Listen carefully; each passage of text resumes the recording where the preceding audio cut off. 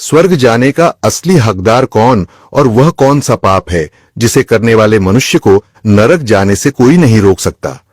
आज एक प्राचीन कथा के माध्यम से हम आपको बताने का प्रयास करेंगे कि पूजा पाठ, दान धर्म, जप तप आदि प्रकार के करोड़ों पुण्य के काम करने के बाद भी कुछ मनुष्य नरक में ही क्यों जाते हैं, तथा अत्यधिक घोर पाप करने पर भी कुछ मनुष्य को स्वर्ग की प्राप्ति किस पुण्य के कारण मिलती है। ऐसा वह कौन सा पुण्य है जो मनुष्य के करोड़ों पापों का नाश करता है, और ऐसा वह कौन सा पाप है जो उसके करोड़ों पुण्यों को नष्ट कर डालता है।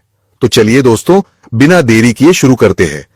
भगवान विष्णु क्षीर सागर में देवी लक्ष्मी के साथ शेषनाग की शैया पर विश्राम कर रहे थे। जल की लहरें शांत रूप से बह रही थीं और आकाश में एक दिव्य शांति फैली थी। उसी समय देवर्षि नारद वहां उपस्थित हुए। उनके चेहरे पर चिंता की रेखाएं थीं और भगवान विष्णु ने उन्हें देखते ही कहा, आइए देवर्षि, क्षीर सागर में आपका स्वागत है। आज किस प्रयोजन से पधारे हैं? अवश्य ही कोई महत्वपूर्ण समाचार लेकर आए होंगे आप। नारद जी ने भगवान विष्णु को प्रणाम किया और बोले, हे प्रभु, मैं यमपुरी की यात्रा करके आ रहा हूं। वहां मैंने एक अद्भुत घटना देखी जो मेरी समझ से परे है। मैंने देखा कि कुछ पुण्यात्माएं नरक में जा रही थीं, जबकि कुछ पापी स्वर्ग में। यह देखकर मुझे बड़ा आश्चर्य हुआ। कृपया मुझे यह बताइए कि कौन नरक जाता है और कौन स्वर्ग, और यह कैसे तय होता है? भगवान विष्णु ने नारद की बात सुनकर मुस्कुराते हुए कहा, देवर्षि, संसार में कर्मों का फल मनुष्य के आंतरिक उद्देश्य और विवेक पर निर्भर करता है। कई बार जो प्रकट रूप से पुण्य दिखते हैं वे भी पाप हो सकते हैं। इस विषय में एक प्राचीन इतिहास कहा जाता है जो आज मैं आपको सुनाता हूं। इस कथा को सुनकर आपको आपके सभी प्रश्नों के उत्तर मिल जाएंगे। इसीलिए आप इस कथा को ध्यान से पूरा अवश्य सुनिए। जो भी इस कथा का श्रवण करता है उसके कोटि कोटि पाप नष्ट होते हैं और उसे विष्णु लोक की प्राप्ति होती है। देवर्षि कहते हैं, हे प्रभु, आपके मुख से इस कथा को सुनना मेरा सौभाग्य है। मैं इस कथा को ध्यान से पूरा अवश्य सुनूंगा और इसका प्रचार करूंगा। फिर भगवान विष्णु नारद जी को वह कथा सुनाने लगते हैं। यह कथा अत्यंत ज्ञानवर्धक है। इस कथा में मनुष्यों द्वारा किए जाने वाले पाप और पुण्यों का वर्णन किया गया है तथा उसके आधार पर मिलने वाली सजाओं के बारे में बताया है। इसीलिए प्रत्येक मनुष्य को यह कथा ध्यानपूर्वक सुननी चाहिए। आधा अधूरा ज्ञान घातक होता है। इसीलिए दोस्तों, आप इस कथा को पूरा अवश्य सुनिए। तो चलिए आपको सुनाते हैं वह कथा। भगवान विष्णु कहते हैं, हे देवर्षि, पूर्व काल की बात है। मध्य देश के एक नगर में एक ही समय पर 5 मनुष्यों की मृत्यु हो जाती है और वे सभी मृत्यु के पश्चात यमलोक में पहुंच जाते हैं। यमलोक पहुंचने पर वहां का दृश्य देखकर वे सभी भयभीत हो जाते हैं। उनका अंग अंग कांपने लगता है। यमलोक में विशालकाय आकार वाले यमराज सुवर्ण से बने सिंहासन पर विराजमान होते हैं। उनके पास चित्रगुप्त बैठे होते हैं, जिनके पास सभी प्राणियों का लेखा जोखा रखा हुआ है। यम के दूत प्राणियों को आगे धकेल रहे होते हैं। कुछ मनुष्य जोर जोर से विलाप कर रहे होते हैं, तो कुछ मनुष्य अत्यंत प्रसन्न होकर चल रहे होते हैं। स्वर्ग के द्वार से सुंदर प्रकाश दिखाई पड़ रहा होता है, तो वही नरक के द्वार से धधकती हुई अग्नि की ज्वालाएं दिखाई पड़ रही होती है। इस भयानक दृश्य को देखकर वे पांचों एक दूसरे से बात करने लगते हैं और अपने अपने पाप के विषय में चर्चा कर रहे होते हैं। उन 5 में से 4 लोगों ने अपने जीवन में बहुत पाप कर्म किए हुए होते हैं और उन सभी को यह जान पड़ता है कि अब वे चारों ही नरक में ही जाने वाले हैं। उन चारों में एक चोर होता है, दूसरी वेश्या होती है, तीसरा विद्वान ब्राह्मण होता है, तो चौथा एक राजा का सैनिक होता है तथा 5वां एक धनवान किसान होता है। वे पांचों अपने अपने कर्म फलों को भुगतने के लिए तैयार होते हैं। फिर एक एक करके सभी पापी और पुण्य आत्माएं आगे चल रही होती हैं। वे चारों एक दूसरे के पाप कर्मों के बारे में बताने लगते हैं। सबसे पहले वह चोर बोलने लगता है। उसकी आवाज कांप रही थी और उसके चेहरे पर गहरा पछतावा था। उसने गहरी सांस लेते हुए कहा, भाइयों, मेरा नाम हरिदास है। मैं जानता हूं कि मैंने जीवन भर बहुत पाप किए हैं। मैंने दूसरों का धन चुराया, उन्हें तकलीफ दी और कभी कभी उनका जीवन भी बर्बाद किया। मैं जानता था कि जो मैं कर रहा हूं वह गलत है, लेकिन मेरे पास कोई विकल्प नहीं था। परिवार भूखा था, मेरे पास कोई काम नहीं था और हर कोई मुझे दुत्कारता था। मैंने चोरी से जो धन पाया उससे मैंने अपने परिवार का पेट भरा, पर अब मुझे इस बात का पछतावा है कि मैंने कितने लोगों को दुख पहुंचाया। अब यमराज मुझे दंड देंगे। मुझे डर है कि मुझे नरक की यातनाएं झेलनी पड़ेंगी। यह कहते हुए हरिदास की आंखों से आंसू बहने लगे, उसकी आवाज थरथराने लगी और उसका चेहरा अपराध बोध से भर गया। इसके बाद कमलिनी, जो एक वेश्या थी, अपनी व्यथा व्यक्त करने लगी। उसकी आवाज में भी दर्द और ग्लानि थी। उसने गहरी उदासी के साथ कहा, मेरा नाम कमलिनी है। मैं जानती हूँ कि शास्त्रों के अनुसार जो स्त्री कई पुरुषों से संबंध बनाती है उसे नरक में भेजा जाता है, लेकिन मैंने यह सब जानबूझकर नहीं किया। जब मैं छोटी थी, एक दुष्ट व्यक्ति ने मुझे जबरदस्ती उठाकर वेश्या बना दिया। मेरी इच्छा नहीं थी कि मैं यह जीवन जीऊं। मैं चाहती थी कि मैं किसी सम्मानजनक जीवन में होती, लेकिन मेरे पास कोई रास्ता नहीं था। मैंने न चाहते हुए भी वह सब सहा जो मेरे साथ हुआ। अब मुझे नहीं पता कि मेरे इन पापों का क्या होगा। मुझे यह भी नहीं पता कि अगले जन्म में मुझे किस रूप में जन्म लेना पड़ेगा। मैं नरक जाने के लिए तैयार हूँ, क्योंकि मैंने जो कुछ किया उसकी कोई माफी नहीं हो सकती। कमलिनी की आंखों से आंसू बहने लगे। उसकी आत्मा में गहरा दर्द था, मानो वह अपने पूरे जीवन का भार अपने कंधों पर महसूस कर रही हो। उसकी आंखों में वह पीड़ा झलक रही थी जिसे उसने सालों तक छुपाए रखा था। फिर सूर्यकेतु, जो राजा का सैनिक था, उसने बोलना शुरू किया। उसकी आवाज भारी और उदास थी, मानो उसे अपने जीवन के पापों का एहसास हो रहा हो। उसने दुख भरे स्वर में कहा, भाई, मेरा नाम सूर्यकेतु है। हम चारों में सबसे बड़ा पापी तो मैं ही हूं। मैंने बहुत बड़े पाप किए हैं। मैं राजा का सिपाही था, इसीलिए मैं लोगों पर जोर जबरदस्ती करता था। मैंने कितनों के प्राण लिए हैं, ना जाने कितने मासूम लोगों को सताया है, ना जाने कितने निर्दोष लोगों को मेरे हाथ से दंड मिला है। यमराज मुझे कभी क्षमा नहीं करेंगे और मैं निश्चित ही नरक में ही जाऊंगा। लेकिन मैंने ये सभी पाप जानबूझकर नहीं किए हैं। अपने प्राणों के भय से और परिवार के पालन पोषण के लिए मुझे ये पाप करने पड़े हैं। हमारा राजा जो कहता था उसका पालन हमें करना पड़ता था। राजा के विरुद्ध भला कोई साधारण मनुष्य कैसे जा सकता है? ये सभी पाप करते हुए मुझे अत्यंत दुख भी होता था और मैं जानता था कि ये पाप करने से मुझे नरक की ही प्राप्ति होगी, किंतु परिवार के मोहवश होकर मैंने ये काम किया है। लेकिन पाप तो पाप होता है, पाप करके पश्चाताप करने का क्या फायदा? इसीलिए मेरा नरक में जाना तो तय है। उसके बाद वो विद्वान पंडित बोलता है, भाई, हम चारों में से सबसे बड़ा पापी तो मैं हूं। तुम लोगों ने जो पाप किए हैं वो जाने अनजाने में किए हैं, या किसी ने तुमसे जबरदस्ती करवाए हैं, या मजबूरी में किए हैं। किंतु मैं तो विद्वान था। मैं सब सत्य असत्य जानता था। मुझे सच और झूठ का ज्ञान था, लेकिन फिर भी मैंने धन के लोभवश ये पाप किए हैं। शास्त्र कहते हैं कि जो सब कुछ जानकर भी पाप करता है वह निश्चित ही नरक में गिरता है। मैंने अपने ज्ञान का दुरुपयोग किया है। मैंने अपने ज्ञान का उपयोग लोगों की सहायता के लिए नहीं, बल्कि धन को कमाने के लिए किया है। मेरे घर की परिस्थिति अत्यंत गरीब थी। मेरे पिता भिक्षा मांगकर गुजारा करते थे, लेकिन मैंने अपने घर की गरीबी को दूर करने के लिए धन लेकर ज्ञान देने की चेष्टा की है। शास्त्र कहते हैं, जो विद्वान ब्राह्मण अपने ज्ञान का दुरुपयोग करता है उसे निश्चित ही नरक में जाना पड़ता है। मैंने लोगों को ज्ञान देने के बदले में उनसे धन लिया है, कभी किसी को मुफ्त में ज्ञान नहीं दिया। इसीलिए आप चारों में सबसे बड़ा पापी तो मैं ही हूं और मुझे ही नरक में जाना पड़ेगा। वाचस्पति के चेहरे पर पश्चाताप की गहरी लकीरें साफ दिखाई दे रही थीं। उसकी आंखों में आंसू थे और उसका सिर शर्म से झुका हुआ था। वह अपनी आत्मा के बोझ से टूट चुका था। इन चारों की बात सुनकर महिपाल, जो एक घमंडी किसान था, हंसने लगा। उसके चेहरे पर घमंड और अहंकार साफ दिख रहा था। उसने ताने मारते हुए कहा, तुम चारों तो इतने बड़े पापी हो कि तुम लोगों को नरक में जाना ही पड़ेगा। तुम लोगों ने घोर पाप किए हैं और इसीलिए यमराज तुम लोगों को कभी माफ नहीं करेंगे। यहां पर मौजूद मैं अकेला ही सबसे अधिक पुण्यवान हूं। मैंने अपने जीवन में बहुत पूजा पाठ किया है, ब्राह्मणों को दान दक्षिणा दी है, मैंने मृत्यु से पूर्व गाय का दान भी किया है, और अब मेरे सभी पुत्र पौत्र मेरी आत्मा की मुक्ति के लिए बड़े कार्यक्रम का आयोजन कर रहे हैं। वे मेरे लिए श्राद्ध, दान, तर्पण कर रहे हैं, यज्ञ कर रहे हैं। इसीलिए मैं सबसे अधिक पुण्यवान हूं। मेरी 3 पत्नियां और 10 पुत्र हैं। इतने लोग मेरी मुक्ति के लिए उपाय कर रहे हैं।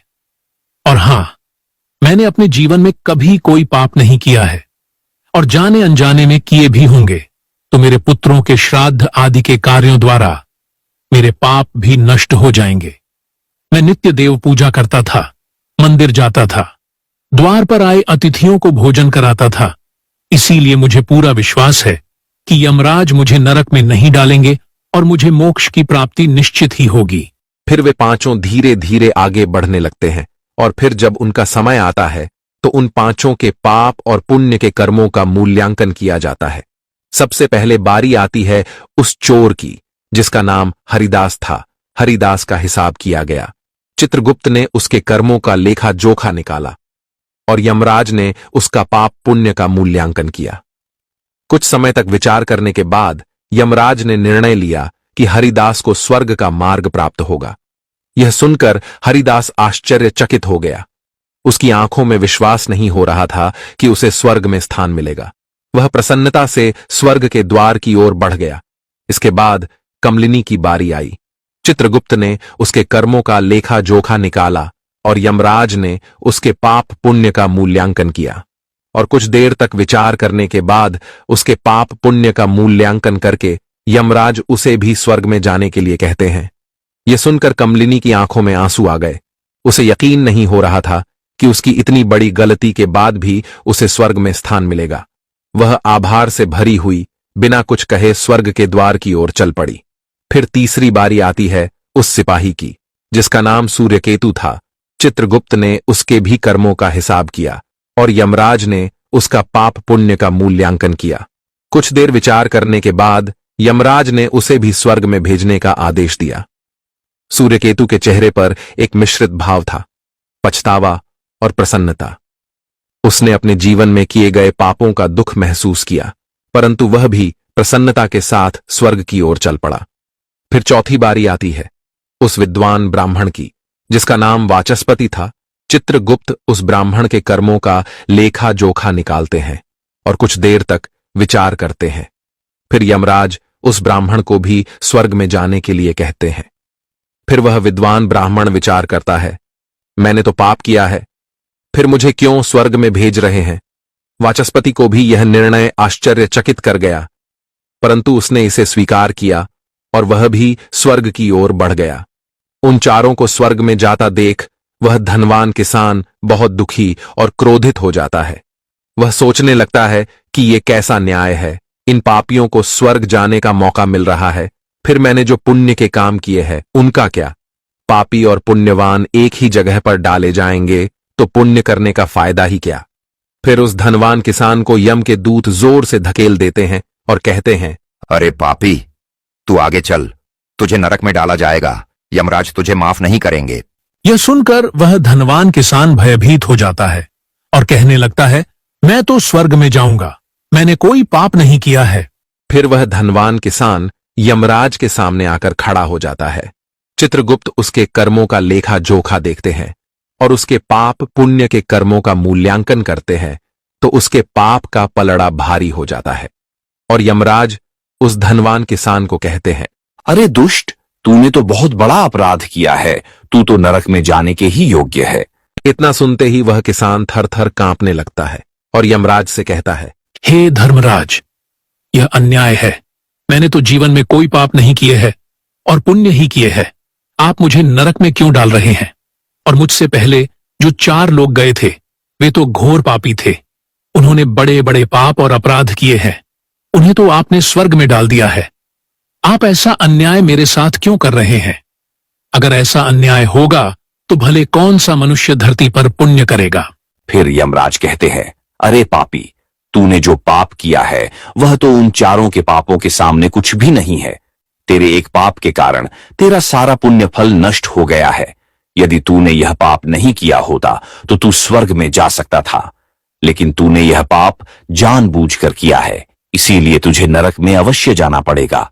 यमराज ने कहा, हरिदास ने अपने जीवन में चोरी की थी, परंतु उसने कभी किसी गरीब या निर्दोष व्यक्ति के घर चोरी नहीं की। वह केवल उन लोगों के घर चोरी करता था जो अमीर और अहंकारी थे। उसने अपने द्वारा चुराए गए धन का अधिकांश हिस्सा गरीबों और भूखों को भोजन कराने में खर्च किया। हरिदास का हृदय दयालु था और उसने अपने जीवन में कई भूखों को अन्न और पानी दिया है। उसके ये पुण्य उसके पापों से बड़े थे, इसलिए उसे स्वर्ग का मार्ग प्राप्त हुआ। यह सुनकर महिपाल ने सिर झुकाया। उसकी आंखों में पछतावा दिखने लगा, लेकिन यमराज ने उसे अधिक समय दिए बिना आगे कहा, हे दुष्ट, वह कमलिनी वेश्या थी, परंतु उसने यह पाप जानबूझकर नहीं किया। उसे जबरन वेश्यावृत्ति में धकेला गया था, लेकिन उसने अपने जीवन के अन्य समय में पशु पक्षियों और बेसहारा जानवरों की सेवा की। उसने हर रोज पक्षियों को दाना डाला और घायल जानवरों की देखभाल की। उसकी आत्मा में करुणा थी और उसके ये पुण्य उसके जीवन के पापों से अधिक थे, इसलिए उसे भी स्वर्ग में स्थान मिला। फिर यमराज ने कहा, उस सिपाही सूर्यकेतु ने अपने जीवन में अनगिनत लोगों के प्राण लिए हैं, परंतु वह अपने राजा के आदेशों का पालन कर रहा था। उसने कई बार अपनी आत्मा को यह समझाने की कोशिश की कि जो वह कर रहा है वह गलत है, लेकिन अपने परिवार की सुरक्षा और पेट पालने के लिए उसने यह काम किया। परंतु इसके बावजूद उसने कई बेसहारा लोगों की सहायता की। उसने कई बार गरीबों को भोजन कराया और अपने के पापों का पश्चाताप भी किया, इसीलिए उसके पुण्य उसके पापों से अधिक निकले और उसे भी स्वर्ग प्राप्त हुआ। महिपाल अब और भी अधिक शर्मिंदा हो गया। उसकी आंखों में पश्चाताप के आंसू थे, लेकिन यमराज ने उसे अपने अंतिम निर्णय के लिए तैयार किया। यमराज ने कहा, उस ब्राह्मण वाचस्पति ने अपने ज्ञान का दुरुपयोग किया था। उसने धन के लोभ में आकर अपने शास्त्रों के ज्ञान का व्यापार किया, परंतु उसने अपने जीवन में कभी किसी को मुसीबत में नहीं छोड़ा। उसने निर्धनों की सहायता की, गौ सेवा की और अपनी विद्या के माध्यम से कई लोगों का उद्धार किया। उसके ये पुण्य उसके पापों से बड़े थे, इसलिए उसे भी स्वर्ग का मार्ग प्राप्त हुआ। इतना सुनकर वह धनवान किसान बोलता है, हे धर्मराज, इन चारों ने जो भी पुण्य किए हैं वो तो मैंने भी किए हैं, बल्कि उनसे ज्यादा किए हैं। फिर भी मैंने ऐसा कौन सा पाप किया है जो मुझे नरक में भेजा जा रहा है? यमराज कहते हैं, हे दुष्ट, याद कर तूने उस अबला विधवा नारी पर गलत लांछन लगाया था कि उसने तेरे घर पर चोरी की है, और इसके साथ ही तूने उसके ऊपर कई अन्य गलत लांछन लगाए थे।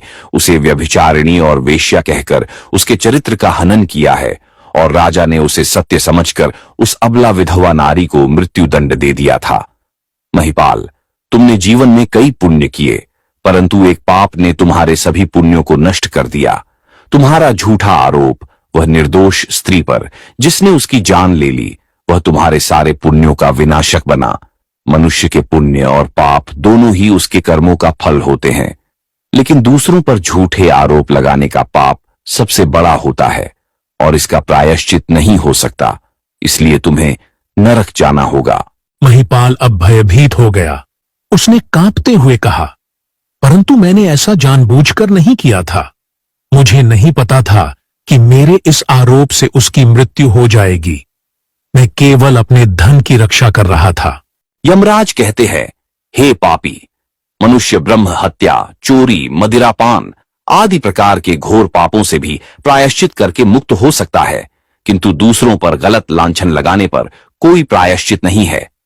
जो दूसरों पर गलत आरोप करता है, सत्य जानकर भी दूसरों को झूठ कहकर उनके ऊपर दोष डालता है, वह तो सबसे बड़ा पापी है। उसके द्वारा किए गए सभी पुण्य नष्ट हो जाते हैं।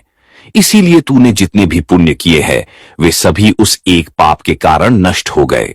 महिपाल की आंखों से आंसू बहने लगे। उसकी आवाज कांप रही थी जब उसने कहा, हे धर्मराज, मैंने अपने जीवन में अनेकों दान किए, देवताओं की पूजा की, ब्राह्मणों की सेवा की, परंतु यह एक पाप जिसे मैंने सोचा भी नहीं था कि इतना बड़ा होगा, मेरे सारे पुण्य नष्ट कर देगा। क्या कोई प्रायश्चित नहीं है जिससे मैं इस पाप से मुक्त हो सकूं? यमराज ने उसे कठोरता से देखा और कहा, नहीं महिपाल, तुमने अपने जीवन में उस निर्दोष स्त्री पर जो आरोप लगाए थे उनका परिणाम यह है कि तुम्हारे पुण्य सभी नष्ट हो गए। अब तुम्हें नरक की यातनाओं का सामना करना पड़ेगा। फिर यमराज यमदूतों को कहकर उस पापी किसान को नरक ले जाने के लिए कहते हैं। महिपाल यमराज के इस कठोर निर्णय से टूट चुका था। वह रोता बिलखता यमदूतों द्वारा नरक की ओर ले जाया जाने लगा। उसके मन में केवल पछतावा और ग्लानि थी। हे देवर्षि, इस प्रकार से उन चारों ने पाप करके भी उन्हें स्वर्ग की प्राप्ति हुई है, किंतु उस किसान ने जघन्य अपराध किया है। किसी अबला स्त्री पर गलत लांछन करके उसका चरित्र हनन किया है। एक स्त्री सदा ही पूजनीय है। जो भी पुरुष स्त्री पर गलत आरोप करता है उसे महापाप लगता है। कभी किसी स्त्री की दुर्बलता का फायदा नहीं उठाना चाहिए। पराई स्त्री को सदैव ही माता समझना चाहिए। जो पराई स्त्रियों पर गलत दृष्टि डालता है उसे पाप ही लगता है। जो विधवा, दुखिया स्त्री को सताता है उसे नरक में जाना पड़ता है। मनुष्य को कभी सत्य का मार्ग नहीं छोड़ना चाहिए। सत्य के मार्ग पर चलकर ही स्वर्ग की प्राप्ति होती है। असत्य का साथ देने से मनुष्य के सभी पुण्य भी नष्ट हो जाते हैं। तो दोस्तों, कभी किसी पर गलत आरोप नहीं करना चाहिए। सत्य जानकर भी असत्य का साथ नहीं देना चाहिए। जो दूसरों पर गलत आरोप डालता है उसे यमराज कभी क्षमा नहीं करता है। उम्मीद है आपको यह कथा पसंद आई होगी। वीडियो को लाइक जरूर करें और कमेंट में जय श्री कृष्ण अवश्य लिखें। साथ ही चैनल को सब्सक्राइब करें। आप सभी का धन्यवाद।